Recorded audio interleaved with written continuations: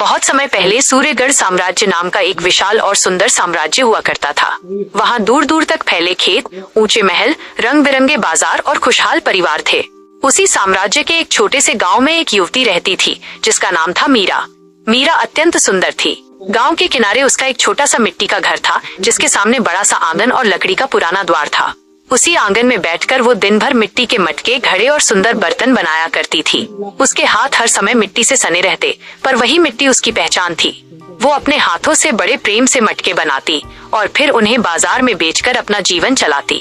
उसे बहुत कम धन मिलता, पर उसने कभी शिकायत नहीं की। वो छोटी छोटी बातों में भी खुश रहना जानती थी। उसके बनाए मटके पूरे गाँव में प्रसिद्ध थे। लोग कहते, मीरा के हाथों में जैसे जादू है। उसके बनाए बर्तन वर्षों तक नहीं टूटते। लेकिन मीरा को अपनी कला पर कभी घमंड नहीं हुआ।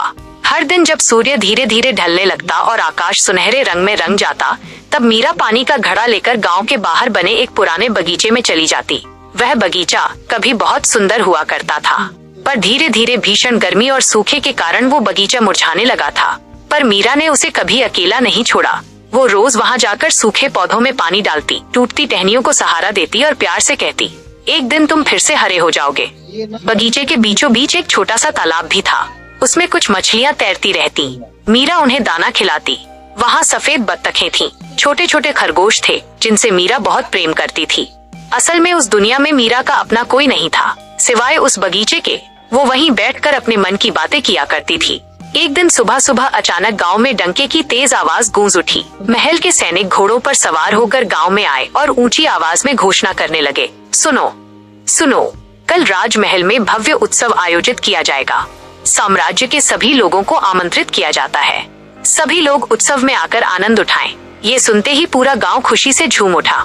युवतियां नए वस्त्रों और आभूषणों की बातें करने लगीं। मैं लाल रेशमी पोशाक पहनूंगी और मैं सोने के कंगन। उसी समय कुछ लड़कियां मीरा के घर के सामने से गुजरी। मीरा अपने आंगन में बैठी मटके बना रही थी। एक लड़की हंसकर बोली, ये भी जाएगी क्या महल के उत्सव में?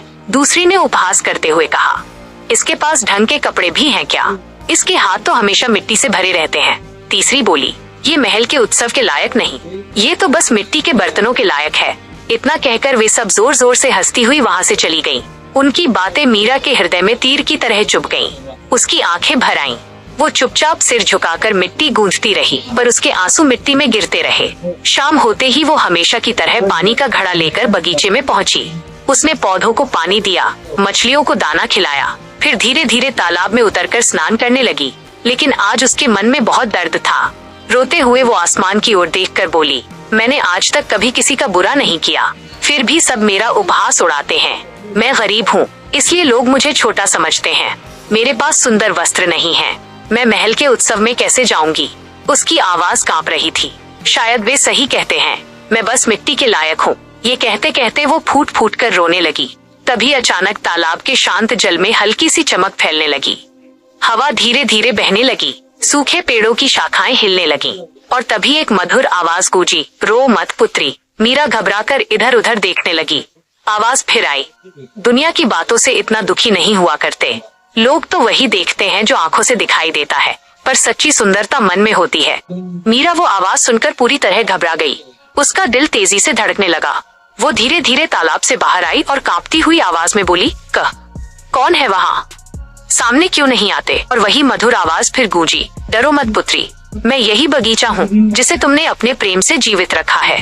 मैं रोज तुम्हें देखता था, तुम्हारी मुस्कान, तुम्हारी दया, तुम्हारा निस्वार्थ प्रेम।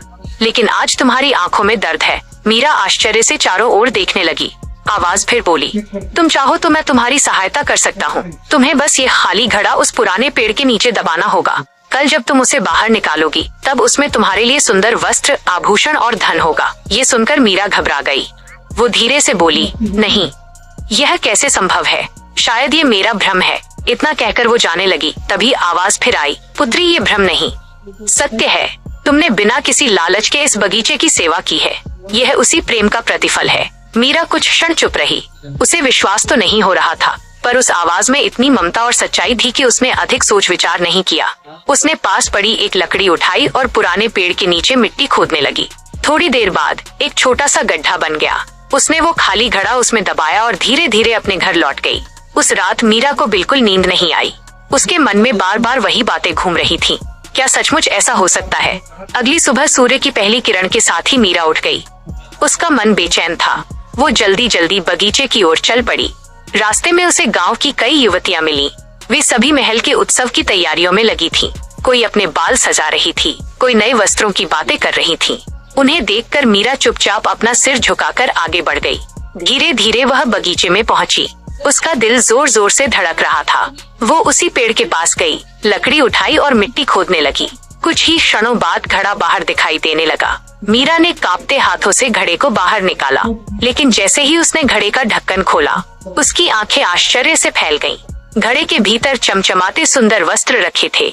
सोने और मोतियों के अद्भुत आभूषण चमक रहे थे। साथ ही उसमें कई सुनहरी अशर्फियां भी भरी हुई थीं। मीरा के हाथ कांपने लगे। ये कैसे संभव है? उसकी सांसें तेज हो गईं। उसे अपनी आंखों पर विश्वास ही नहीं हो रहा था। तभी बगीचे से फिर वही मधुर आवाज आई, पुत्री, ये सब तुम्हारी मेहनत, तुम्हारे प्रेम और तुम्हारी अच्छाई का फल है। इसे संभाल कर अपने घर ले जाओ। ये सब तुम्हारा है। मीरा की आंखों में आंसू आ गए। वो खुशी से भर उठी। उसने जल्दी से अपनी साड़ी से घड़े को ढक लिया और किसी की नजर से बचते हुए अपने घर की ओर दौड़ पड़ी। घर पहुंचते ही उसने द्वार बंद कर लिया। फिर धीरे धीरे उसने घड़े से वे सुंदर पोशाकें और आभूषण बाहर निकाले। वो सब इतना सुंदर था कि मानो किसी स्वर्ग से आया हो। मीरा ने कांपते हाथों से वह राजसी पोशाक पहनी, उसके बालों में चमकते गहने सजाए। जब वो तैयार हुई तो उसे स्वयं पर विश्वास नहीं हुआ। वो किसी राजकुमारी से कम नहीं लग रही थी, लेकिन उसके मन में डर अब भी था। अगर लोगों ने सोचा कि मैंने ये सब चोरी किया है तो? वो दर्पण के सामने खड़ी खुद को देखती रही। फिर उसने गहरी सांस ली और अपने मन को समझाया, मैंने कुछ गलत नहीं किया। संध्या होने लगी। पूरा साम्राज्य महल की ओर बढ़ रहा था। महल दीपकों और फूलों से जगमगा रहा था।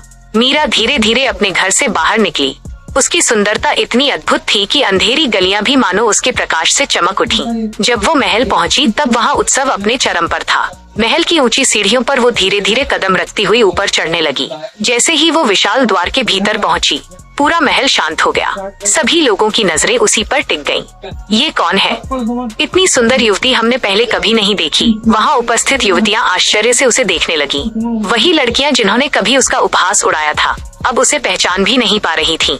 मीरा धीरे धीरे आगे बढ़ी और राजा के सामने सिर झुका दिया। राजा कुछ क्षण उसे देखते रहे, फिर मुस्कुराकर बोले, सुंदरी, क्या आप हमारे साथ नृत्य करेंगी? मीरा घबरा गई, पर उसने धीरे से अपना हाथ आगे बढ़ा दिया। संगीत शुरू हुआ। महल के मध्य दोनों ने इतना सुंदर नृत्य प्रस्तुत किया कि वहाँ उपस्थित सभी लोग मंत्रमुग्ध होकर उन्हें देखने लगे। मीरा के कदमों में ऐसी सरलता और सुंदरता थी कि मानो स्वयं चांदनी धरती पर उतर आई हो। पूरा महल तालियों और प्रशंसा से गूंज उठा।